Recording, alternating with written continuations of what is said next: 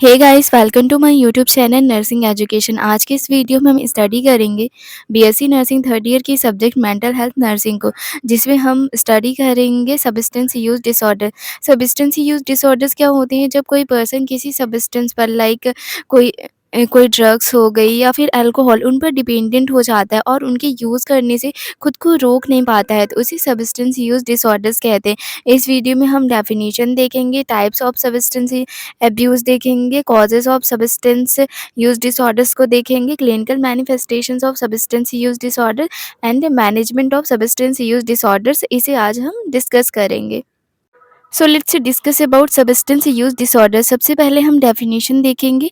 Substance use disorders is a mental health condition in which an individual engages in a harmful or risky use of psychoactive substances such as alcohol, opioids, cannabis, tobacco, sedative stimulants, etc., leading to significant impairment, distress, and loss of control over substance use.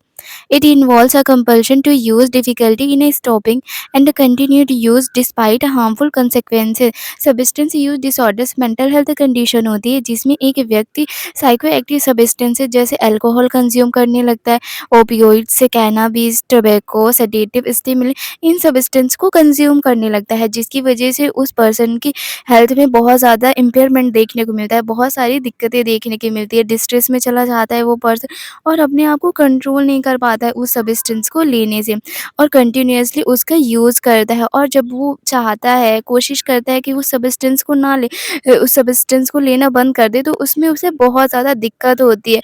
और ये जानते हुए कि वो substance उस person के लिए बहुत ही ज़्यादा हार्मफुल है, उसकी हेल्थ के लिए बहुत ही ज़्यादा हार्मफुल है, तब भी वो उसका कंटिन्यूअसली यूज़ करता है, कंटिन्यूअसली उस सब्सटेंस को कंज्यूम करता है। This is the definition of substance use disorders. अब हम देखेंगे types of substance abuse.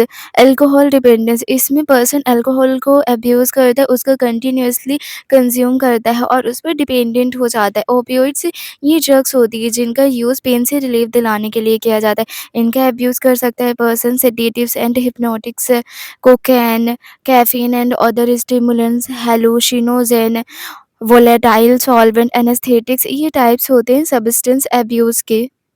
Causes of substance use disorders: first biological factors, second psychological factor, third social factor। biological factor में है genetic factor, family history और substance use disorder. अगर family में history रहती है कि कोई सब्सटेंस यूज करता है तो उस पर्सन को रिस्क रहता है कि वो भी सब्सटेंस यूज कर सकता है। Second psychological factor, sense of inferiority, जो पर्सन अपने आप को बहुत ज़्यादा लो फील करते हैं, इन्फीरियर फील करते हैं, वो पर्सन सब्सटेंस यूज़ कर सकते हैं। लो सेल्फ स्टीम, और जिनका सेल्फ स्टीम बहुत ज़्यादा लो रहता है।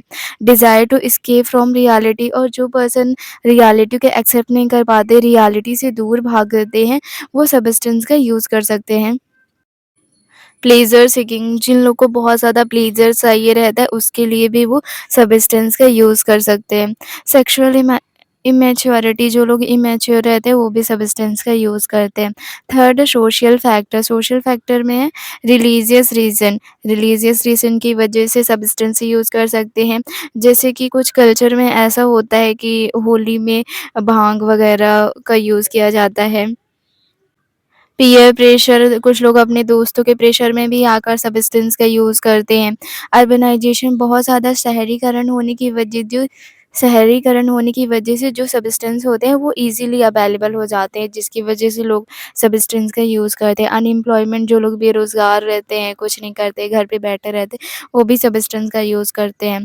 ओवरक्राउडिंग, बहुत ज़्यादा भीड़-भाड़ जहाँ रहती है वहाँ पे भी सब्सटेंस यूज़ करने का रिस्क रहता है। अब हम देखेंगे clinical manifestations of substance use disorders. सबसे पहले अल्कोहल, अल्कोहल कंज्यूम करने की वजह से पर्सन में मैलेज देखने को मिल सकता है। मैलेज का मतलब होता है मसल पेन। डिस्पेप्सिया, डिस्पेप्सिया का मतलब होता है पेशेंट को डाइजेशन में दिक्कत होने लगती है। डिप्रेशन हो सकता है उस पर्सन को जो अल्कोहल कंज्यूम करते हैं। इंक्रीज इंसिडेंस ऑफ इन्फेक्शन, और उसमें इन्फेक्शन होने का रिस्क बढ़ जाता है। एंगर, और उस पर्सन को गुस्सा भी बहुत ज़्यादा आता है।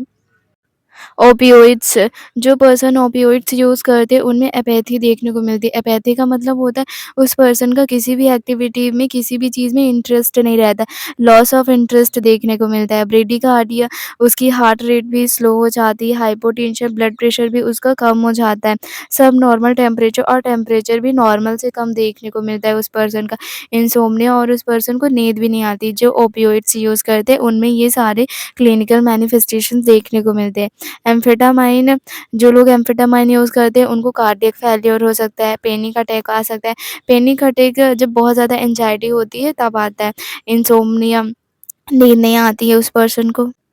कोकेन, जब कोई पर्सन कोकेन यूज़ करता है तो इसमें प्यूपिलरी डायलिटेशन देखने को मिलता है, मतलब उसकी प्यूपिल्स डायलेट हो जाती।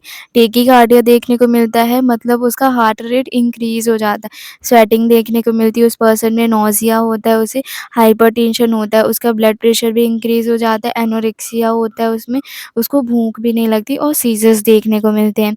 ये सारे क्लिनिकल मैनिफेस्टेशंस देखने को मिलते हैं जब कोई पर्सन सब्सटेंस यूज़ करता है। अब हम देखेंगे management of substance use disorder. सबसे पहले हम फार्माकोलॉजिकल मैनेजमेंट देखेंगे। डिटॉक्सिफिकेशन, इसमें सब्सटेंस यूज़ करने की वजह से पेशेंट के अंदर जो टॉक्सिसिटी होती है उसको ख़त्म करने के लिए पेशेंट को डिटॉक्स किया जाता है। Treating any medical complication due to substance use and anti craving medication, और सब्सटेंस की वजह से जो कॉम्प्लिकेशंस आती हैं, दिक्कतें आती हैं पेशेंट के अंदर, जैसे कि उसका हार्ट रेट बढ़ जाता है, ब्लड प्रेशर बढ़ जाता है, तो इन सब को ट्रीट करेंगे, और पेशेंट की सब्सटेंस लेने की जो क्रेविंग है उसे ख़त्म करने के लिए एंटी क्रेविंग मेडिकेशंस देंगे पेशेंट को। अब हम देखेंगे non pharmacological management. Non pharmacological management is an important component of treatment of addiction. Non pharmacological treatment बहुत ही ज़्यादा इम्पॉर्टेंट होता है। जो भी पर्सन सब्सटेंस यूज़ करते हैं उनके सब्सटेंस यूज़ करने को ख़त्म करने के लिए, उनके एडिक्शन को ख़त्म करने के लिए नॉन फार्माकोलॉजिकल मैनेजमेंट बहुत ही ज़्यादा इम्पॉर्टेंट होता है। For most of the patients visiting a primary care physician, interventions done at OPD for few minutes will help them to stop using the substances. और जब पेशेंट डॉक्टर्स के पास आता है तो सबसे पहले ओपीडी पर उसे कुछ इंटरवेंशंस बताए जाते हैं सब्सटेंस को स्टॉप करने के लिए। ओपीडी में जो इंटरवेंशंस बताए जाते हैं सब्सटेंस को स्टॉप करने के लिए, उसकी कुछ स्टेप्स होते हैं। The steps for interventions are feedback. सबसे पहला स्टेप है कि feedback of personal risk be clear in informing the person about how substance use is going to worsen his condition further. Patient को सारी चीज़ें क्लियरली पहले से ही बता देना कि आप जो सब्सटेंस यूज़ कर रहे हो उसका आगे चल के आपकी हेल्थ पर क्या इफ़ेक्ट पड़ेगा, ये सारी चीज़ें पेशेंट को क्लियरली बताना चाहिए। Responsibility emphasize the decision to quit is the patient's responsibility and choice, no one else can decide for them. और पेशेंट को ये चीज़ बताना कि ये उसकी रिस्पॉन्सिबिलिटी है कि पेशेंट अपनी चॉइस से, अपनी इच्छा से सब्सटेंस को स्टॉप करना चाहता है, सब्सटेंस नहीं लेना चाहता है, ये उसका खुद का डिसीजन है। Advice, give clear advice as a doctor about the disadvantages of substance use. और पेशेंट को क्लियरली बताना कि जो आप सब्सटेंस यूज़ कर रहे हो उसके क्या डिसएडवांटेज हो सकते हैं, उसके क्या दुष्परिणाम हो सकते हैं। Menu, discuss a variety of strategies for the patient to choose to achieve the goal, such as keeping a diary, recognizing and avoiding trigger situation। Patient के साथ जितनी भी स्ट्रैटेजीज अवेलेबल है सब्सटेंस यूज़ को स्टॉप करने के लिए, वो सभी डिस्कस करना, ताकि पेशेंट उन स्ट्रैटेजीज के थ्रू जो सब्सटेंस यूज़ करने वाली ऐसे ट्रिगर्स रहते